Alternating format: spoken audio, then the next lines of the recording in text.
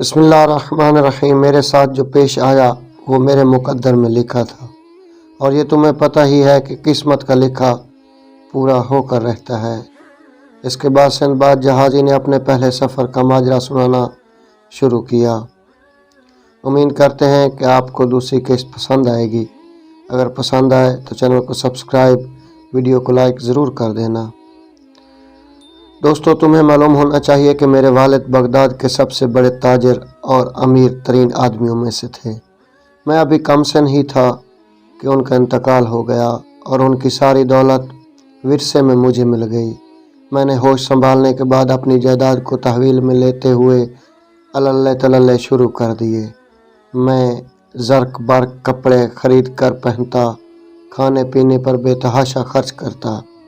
غرض کہ اپنے ہم عمر اور بالکل بے پرواہ اور فضول نوجوانوں کی صحبت میں گل چھڑے اڑانے کے سوا مجھے کوئی کام نہ تھا۔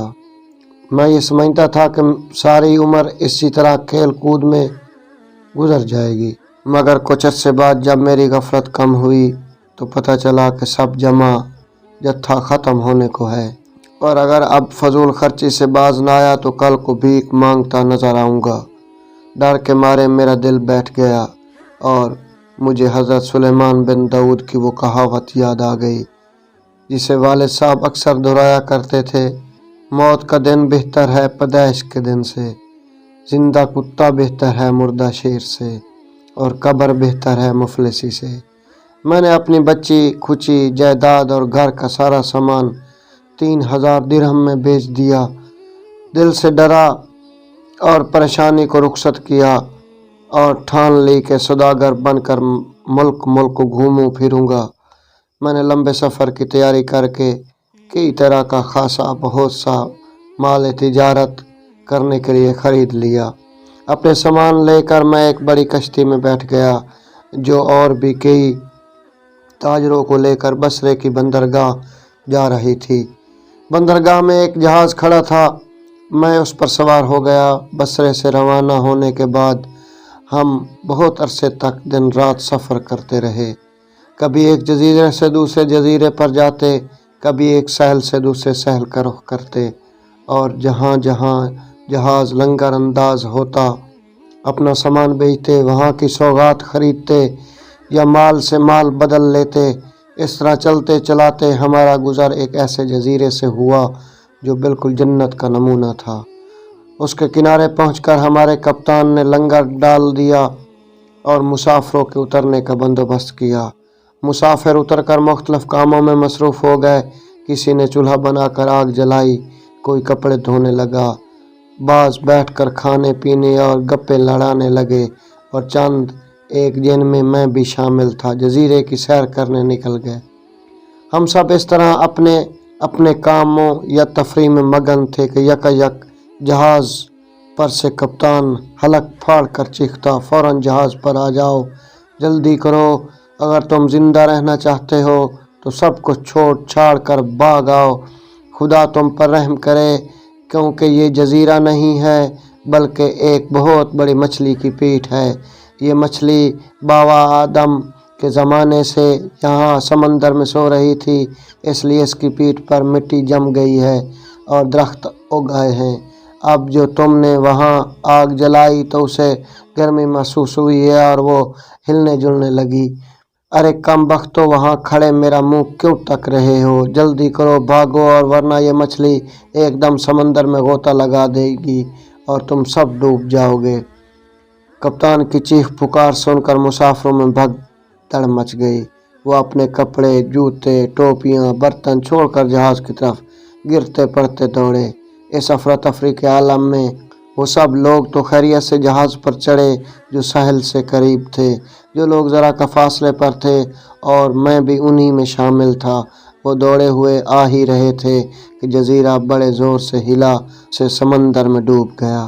اس کے ڈوبنے سے سمندر میں تلاطم برپا ہو گیا، بڑی بڑی موجیں اٹھنے لگیں اور بھنور بن گئے۔ ان بد نصیب لوگوں میں جو موجوں میں غوطے کھا کر ڈوب رہے تھے میں بھی شامل تھا۔ میرے ڈوب مرنے میں کسر ہی کیا رہ گئی تھی، مگر جسے اللہ رکھے اسے کون چکھے۔ اتفاق سے میرے ہاتھ لکڑی کا وہ पटड़ा आ गया जिस पर बैठकर जहाज के लोग नहाते और कपड़े धोते थे। मिसल मशहूर है कि डूबते को तिनके का सहारा, बस मैं भी गनीमत जानकर उस पटड़े से चमट गया, हाथ पाँव मारने लगा। मौजों का वजूर था कि मैं जहाज से दूर बहा जा रहा था। हर चंद कोशिश की मगर जहाज तक न पहुंच सका। इतनी देर में कप्तान ने बाद बाँ खोले और बच्चे खूचे मुसाफिरों को लेकर चलता बना। जहाज जाता देखकर मेरी जान ही निकल गई, लेकिन क्या कर सकता था। बस टिकटिकी बांधे उसे देखता रहा, यहाँ तक कि वो नज़र से ओझल हो गया। जहाज के गायब होते ही मैंने दिल में कहा, अब मेरा बचना मुश्किल है। मैं पटड़े पर सवार बहा जा रहा था। आखिर रात हो गई, हर तरफ अंधेरा छा गया, लहरों का शोर हुआ, इतना बड़ा समंदर और मैं उसी में अंधेरी रात में अकेला, खुदा के सिवा वहाँ और कोई मेरे साथ होता। यूं ही वो रात गुजर गई। अगला दिन भी ख़त्म हुआ। मैं उसी तरह हवा और पानी के ज़ोर से बहा जाता था। आखिर बहते बहते वो पटड़ा एक पहाड़ी जजीरे के किनारे पहुंच गया, जहां जंगल ही जंगल था और दरख्तों के टहनी पानी के ऊपर फैले हुए थे। मैंने उछलकर एक मोटा सा टहना पकड़ लिया और उस पर चढ़कर घसीटता घसीटता खुश्की पर जा पहुंचा। गोया दोबारा जिंदगी पाई। किनारे पर उतरकर मुझे एहसास हुआ कि मेरी टांगों में दम नहीं रहा और मछलियों के काटने से इनमें जगह जगह दर्द हो रहा है। तकलीफ़ और थकन के मारे मुझ पर गशी तारी हो गई। मैं सारी रात मुर्दे की तरह पड़ा रहा। सुबह हुई तो मुझे होश आया। इत्तफाक से उस जजीरे पर फलों के बेशुमार दरख्त और ठंडे मीठे पानी के कई नदियाँ थीं। चुनाचा खाने पीने का बहुत आराम था। चंद दिन बाद मेरे बदन में फिर से जान आ गई और दिल जिंदा हो गया। मैंने एक दरख्त की टहनी तोड़कर लाठी बनाई और उसके सहारे जजीरे की सैर को निकल पड़ा कि देखूं तो सही ये कौन सा इलाका है और खुदा ने यहाँ कैसे कैसे दरख्त उगाए हैं और अपनी कुदरत के क्या क्या तमाशे दिखाए हैं। एक दिन जब मैं जजीरे के ऐसे हिस्से में घूम रहा था जहाँ पहले कभी ना आया था, तो मुझे दूर एक अजीब सी चीज़ नज़र आई जो बज़ाहिर कोई जंगली जानवर या समुद्री बिल्ला मालूम होता था। मैंने उसके पास जाकर ज़रा गौर से देखा तो पता चला कि एक बहुत उम्दा नस्ल की ऊंची खूबसूरत घोड़ी दरख्त से बंधी खड़ी है। घोड़ी मुझे देखते ही ज़ोर से हिनहिनाई कि मेरे कान बहरे हो गए और मैं पीछे को भागा। फौरन ही एक आदमी उसी तरफ उछलकर सामने आया जैसे ज़मीन से निकला हो और चीखता चिल्लाता हुआ मेरे पीछे लग गया। अरे मियाँ ठहरो तो सही, तुम कौन हो और कहाँ से आए हो? यहाँ क्या कर रहे हो? मैं रुक गया और जवाब दिया, है मेरे आका, मैं एक बदनसीब परदेसी हूँ। मुझे मेरे साथी भी समंदर में छोड़कर चले गए थे। मैं समझा था कि डूब कर मर जाऊँगा, लेकिन खुदा की मर्जी ये न थी। उसने मेरे बच रहने का सामान कर दिया और आखिरकार समुद्री लहरों ने मुझे इस जजीरे पर ला फेंका। अजनबी ने मेरा हाथ थाम लिया और साथ चलने को कहा। वो मुझे एक तहखाने में ले गया। वहाँ उसने दस्तरखान बिछाया और कई तरह के खाने मेरे सामने ला रखे और कहा कि जी भर के खाओ। जब मैं खूब सैर हो गया तो उसने मुझसे अव्वल ता आखिर मेरी कहानी सुनी। मेरा माजरा सुनकर वो बहुत हैरान हुआ। इतने में मैंने पूछा, आए मेरे साहब, ये तो फरमाइए कि आप यहाँ किस गर्ज से ठहरे हुए हैं और ये घोड़ी सहल पर क्यों बांधी है? उस शख्स ने जवाब दिया, तुम्हें मालूम होना चाहिए कि इस जजीरे पर मेहरजान बादशाह की हुकूमत है। मैं और मेरे साथी शाही साइस हैं। बादशाह के अस्तबल की देखभाल हमारे ज़िम्मे है। हर महीने चांद की 14वीं तारीख को हम असील घोड़ियाँ सहल पर बांधकर इधर उधर तहखानों में छुप जाते हैं। इन घोड़ों की बू सूंघ कर समुद्री घोड़े मौजों से निकलकर सहल पर आते हैं। जब वो देखते हैं कि आसपास कोई आदमी नहीं तो घोड़ियों से जफत होते हैं। फिर वो घोड़ियों को खींचकर अपने साथ समंदर में ले जाना चाहते हैं।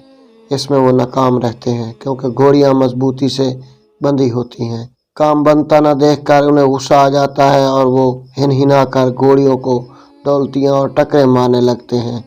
शोर सुनकर हमें मालूम हो जाता है कि समुद्री घोड़े शरारत पर उतर आए हैं। चुनांचे हम भी शोर गुल मचाते हैं, तय खानों से निकलकर सहल की तरफ दौड़ते हैं। हमें आता देखकर समुद्री घोड़े फौरन समंदर में कूद कर गायब हो जाते हैं और हम बन घोड़ियों को खोलकर अपने शहर का रास्ता लेते हैं।